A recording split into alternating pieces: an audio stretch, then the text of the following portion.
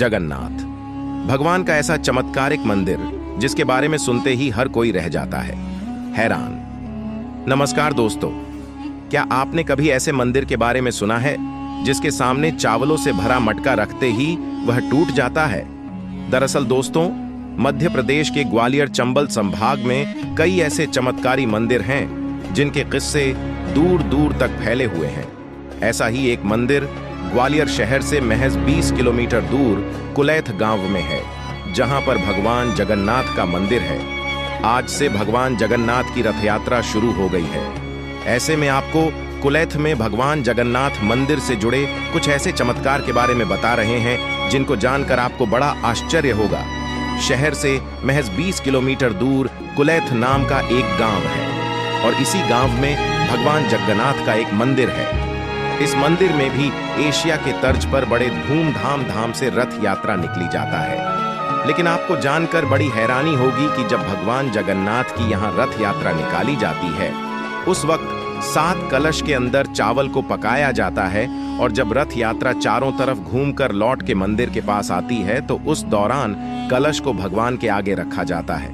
माना जाता है कि कलश को भगवान जगन्नाथ और बलदाऊ देवी सुभद्रा के सामने इन 7 कलश को रखा जाता है और कुछ देर के बाद सभी कलश अपने आप टूट जाते हैं। मिट्टी के इस कलश का टूटना अपने आप में एक चमत्कार है।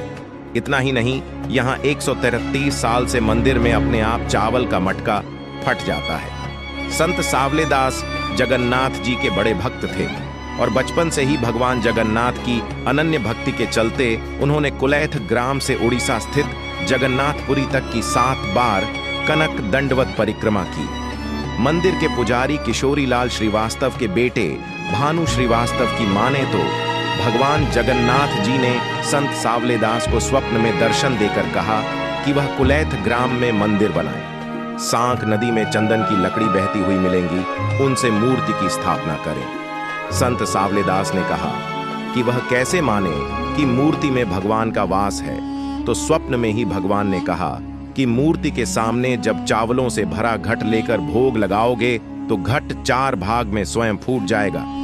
संत सावलेदास दूसरे दिन जब सांक नदी के किनारे बैठे थे, तभी 3 चंदन की लकड़ी बहती हुई वहां आ गई। इन लकड़ियों को लेकर वे गांव में आए और गांव वालों को पूरी बात बताई। संत सावलेदास की बात सुनकर गांव वालों ने उन्हें मंदिर बनाकर भगवान जगन्नाथ की पूजा अर्चना करने के लिए कहा।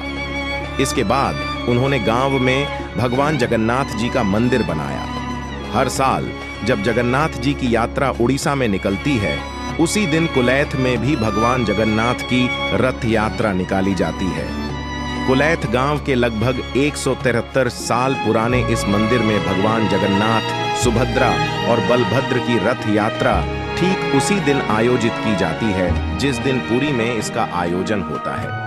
परंपरा है कि पुरी में यात्रा के दौरान जब कुलैथ प्रस्थान का मुहूर्त आता है तो बाकायदा घोषणा की जाती है कि अब भगवान अपनी बहन और दाऊ के साथ कुलैथ रवाना हो रहे हैं।